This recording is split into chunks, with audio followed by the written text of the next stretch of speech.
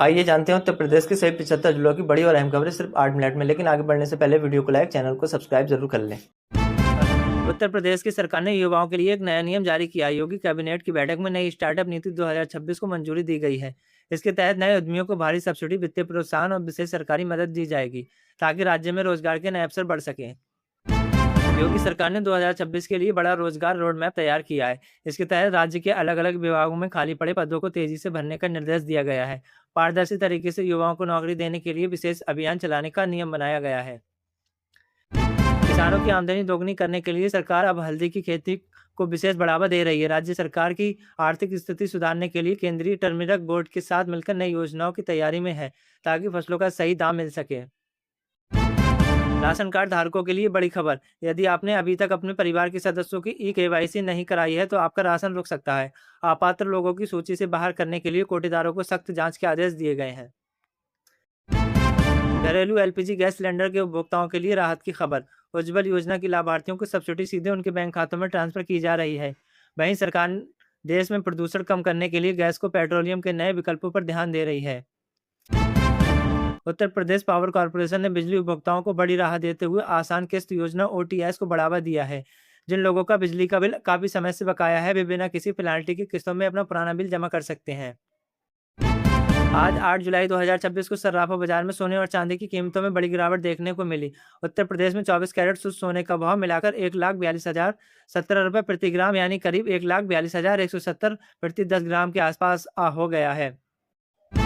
आज घरेलू शेयर बाजार की शुरुआती कारोबार के दौरान बढ़त देखने को मिली। बॉम्बे स्टॉक एक्सचेंज का सूचकांक सेंसेक्स और नेशनल स्टॉक एक्सचेंज का निफ्टी दोनों ही हरे रंग पर कारोबार कर रहे हैं, जिससे निवेशकों को अच्छा मुनाफा हो रहा है।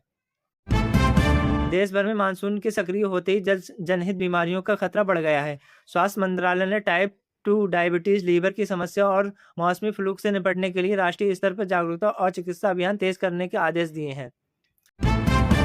मौसम विभाग ने उत्तर प्रदेश सहित 21 राज्यों में अगले कुछ घंटों के भीतर गरज चमक के साथ मूसलाधार बारिश की चेतावनी जारी की है। लखनऊ, कानपुर और पूर्वांचल के कई इलाकों में तेज हवाओं के साथ भारी बारिश का अनुमान है। मुख्यमंत्री योगी आदित्यनाथ के निर्देश पर राज्य में कानून व्यवस्था को और मजबूत किया गया है। महिला सुरक्षा और अवैध गतिविधियों पर लगाम करने के लिए एंटी रोमियो स्क्वाड और एसटीएफ को विशेष अधिकार दिए गए हैं। अपराधियों की संपत्ति कुर्क करने की कार्रवाई जारी है।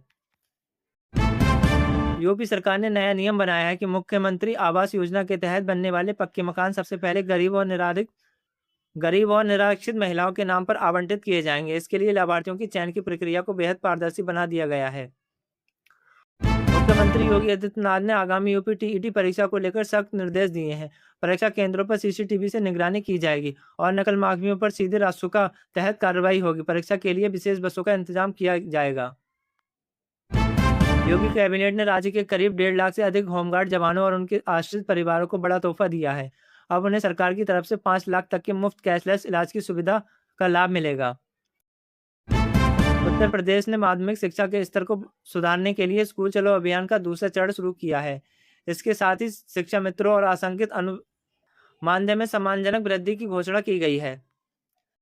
रेलवे विभाग ने मरम्मत और मेंटेनेंस कार्य के चलते उत्तर प्रदेश के दिल्ली और मुंबई से मध्य प्रदेश जाने वाली मुख्य ट्रेनों को 5 जुलाई से 3 अगस्त तक के लिए रद्द या डाइवर्जन कर दिया। यात्रा पर निकलने से पहले शेड्यूल जरूर चेक कर लें।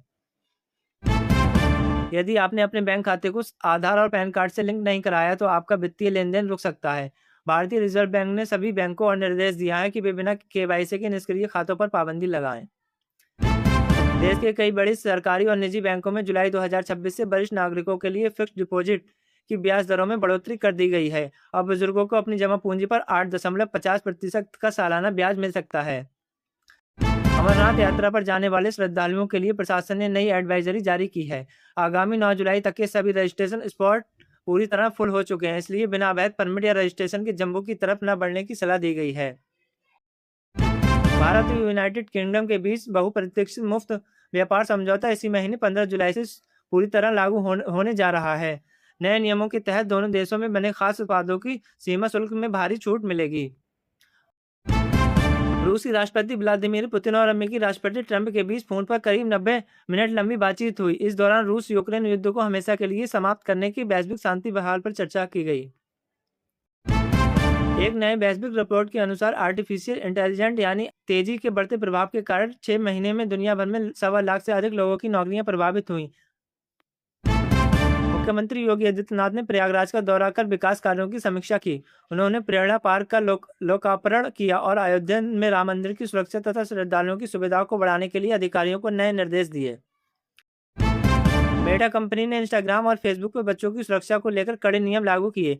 कंपनी अब एआई तकनीक के जरिए ऐसे भी आपत्तिजनक और संवेदनशील कंटेंट को तुरंत हटा रही है, जो बच्चों के मानसिक स्वास्थ्य को नुकसान पहुंचा सकते हैं।